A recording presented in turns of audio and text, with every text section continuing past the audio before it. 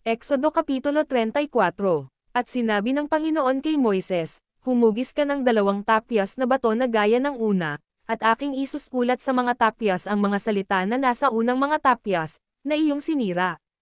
At iyong ihanda sa kinaumagahan, at sumampa ka sa kinaumagahan sa bundok ng Sinai at humarap ka roon sa akin sa taluktok ng bundok. At sinumang tao ay huwag sasampang kasama mo, o makikita ang sinumang tao sa buong bundok, kahit ang mga kawan at ang mga bakahan ay huwag mangginain sa harap ng bundok na yaon. At siya'y humugis ng 2 tapyas na bato na gaya ng una, at bumangon si Moises na maaga sa kinaumagahan, at sumampa sa bundok ng Sinai, gaya ng iniutos ng Panginoon sa kanya, at kinuha sa kanyang kamay ang 2 tapyas na bato. At ang Panginoon ay bumaba sa ulap, at tumayong kasama niya roon at itinanyag ang pangalan ng Panginoon. At ang Panginoo'y nagdaan sa harap niya, na itinanyag, ang Panginoong Diyos na puspos ng kahabagan at mapagkaloob, banayan sa pagkagalit, at sagana sa kawan at katotohanan. Na gumagamit ng kawan sa libo-libo, na nagpapatawad ng kasamaan, at ng pagsalangsang, at ng kasalanan, at sa anumang paraan ay hindi aariing walang sala ang salarin, na dinadalaw ang kasamaan ng mga ama sa mga anak, at sa mga anak ng mga anak, hanggang sa 3 at 4 na salin. At nagmadali si Moises, at itinungo ang kanyang ulo sa lupa, at sumamba. At kanyang sinabi, kung ngayoy nakasumpong ako ng biyaya sa iyong paningin, o Panginoon, ay ipahintulot nawa ng Panginoon, isinasamo ko sa iyo, na pasa gitna namin, sapagkat isang bayang may matigas na ulo, at ay patawad mo ang aming kasamaan, at ang aming kasalanan, at ariin mo kaming iyong mana. At kanyang sinabi, narito, ako'y nakikipagtipan sa harap ng iyong buong bayan at gagawa ako ng mga kababalaghan, na kailan may hindi ginawa sa buong lupa, o sa alinmang bansa, at ang buong bayan sa gitna ng iyong kinaroroonan ay makakakita ng gawa ng Panginoon, sapagkat kakilakilabot na bagay ang aking gagawin sa pamamagitan mo. Tuparin mo ang mga iniutos ko sa iyo sa araw na ito, narito, aking pinalalayan sa harap mo ang Amorreo, at ang Kananeo, at ang Hetheo, at ang Pherezea, at ang Jebuso. Mag-ingat ka, na huwag kang makipagtipan sa mga tumatahan sa lupain na iyong pinaroroonan, baka maging isang silo sa gitna mo. Kundi inyong iwawasak ang kanilang mga dambana, at inyong pagpuputol-putulan ang kanilang mga haligi at inyong ibubuwal ang kanilang mga asera. Sapagkat hindi ka sasamba sa ibang Diyos, sapagkat ang Panginoon na ang pangalan ay mapanibughuan ng Diyos. Mag-ingat ka, baka ikaw ay makipagtipan sa mga tumatahan sa lupain, at sila'y sumunod sa kanilang mga Diyos, at magsipaghain sa kanilang mga Diyos, at ikaw ay alukan ng isa at kumain ka ng kanilang hain. At iyong papag-asawahin ang iyong mga anak na lalaki at kanilang mga anak na babae, at ang kanilang mga anak na babae ay sumunod sa kanilang mga Diyos at pasunurin ang inyong mga anak na sumunod sa kanilang mga Diyos. Huwag kang gagawa para sa iyo ng mga Diyos na binubo. Ang kapistahan ng tinapay na walang lebadura ay iyong ipangangilan.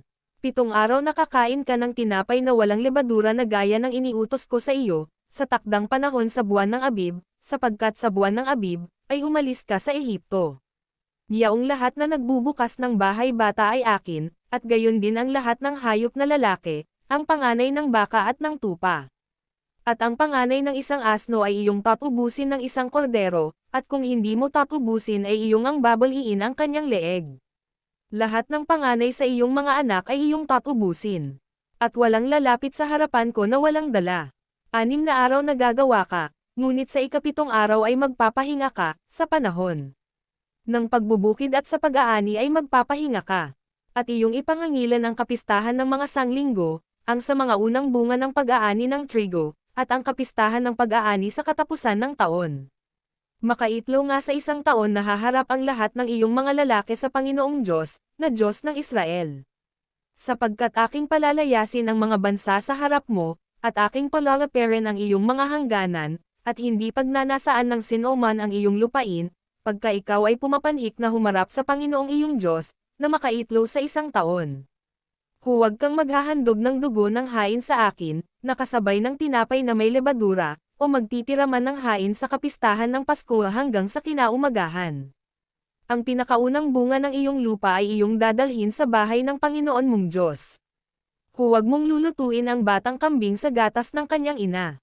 At sinabi ng Panginoon kay Moises, isulat mo ang mga salitang ito, sapagkat ayon sa tunog ng mga salitang ito, ay nakipagtipan ako sa iyo at sa Israel. At siya'y natira dong kasama ng Panginoon, na 4 na pang araw at 4 na pang gabi, hindi man lamang siya kumain ng tinapay, o uminom man ng tubig. At isinulat ng Panginoon sa mga tapyas ang mga salita ng tipan, ang sangpang utos. At nangyari, nang bumaba si Moises sa bundok ng Sinai, nadala ang tapyas na bato ng patoto sa kamay niya. Noong bumaba sa bundok ay hindi nalalaman ni Moises na ang balat ng kanyang mukha ay nagliliwanag dahil sa pakikipag-usap niya sa Diyos. At nang makita ni Aaron at ng lahat ng mga anak ni Israel si Moises, narito, ang balat ng kanyang mukha ay nagliliwanag, at sila'y natakot na lumapit sa kanya. At tinawag sila ni Moises, at si Aaron at ang lahat ng puno sa Israel ay nagbalik sa kanya, at si Moises ay nagsalita sa kanila.